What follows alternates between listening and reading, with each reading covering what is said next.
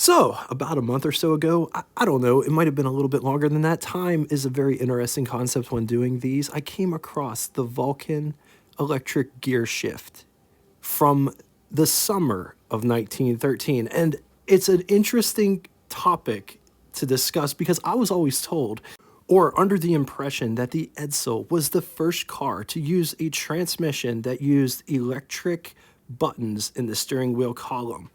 And yet, this unit predates it by 43 years. I also found so many instances like this doing this channel, and I think it's so cool to go back and find pieces of technology that existed before advertisers and companies say that they did it first.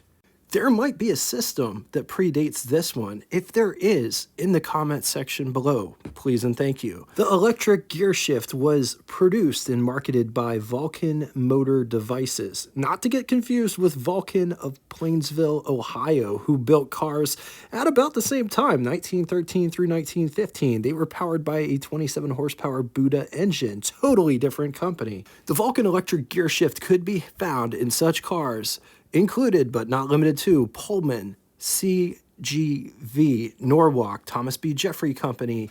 The unit came standard in Haynes cars, which would make Haynes, not Edsel, the first company to use an electric shift transmission. First patent by Frank Beamer in 1908, received the patent in 1909 pertaining to manipulation of clutch via push buttons, which may conveniently be placed around the steering wheel.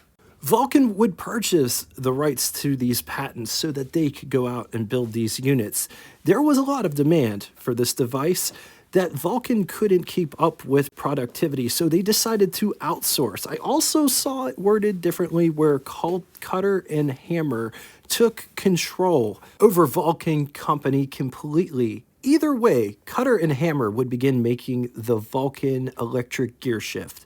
The biggest draw to this new unit was safety. The transmission could be operated without looking for a stick to move. Just push a button with your finger. Each company had the shift buttons in different locations.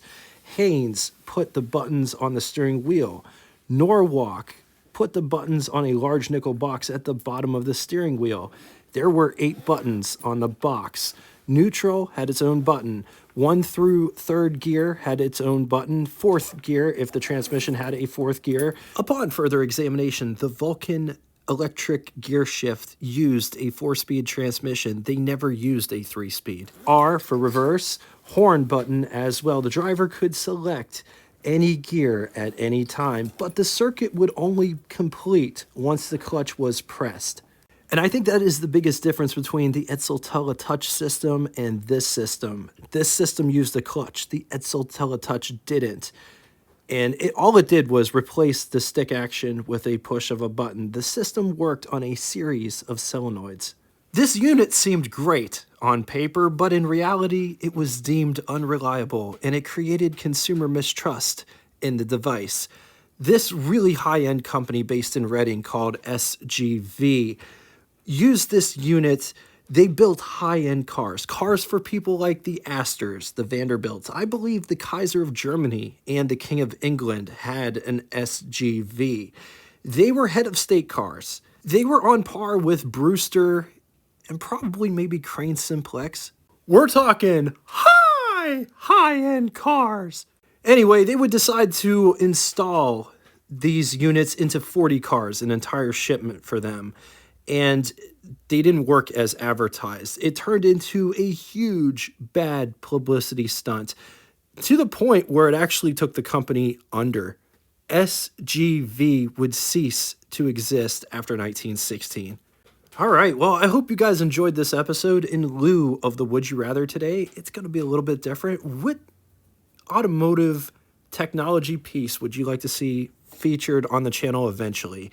Here are some that I want to do. I want to do the Bendix electric hand that was made by Hudson and Bendix. A lot of people think that Cord made that unit because it was in the Cord 810, 812, as well as the 48 Tucker used it.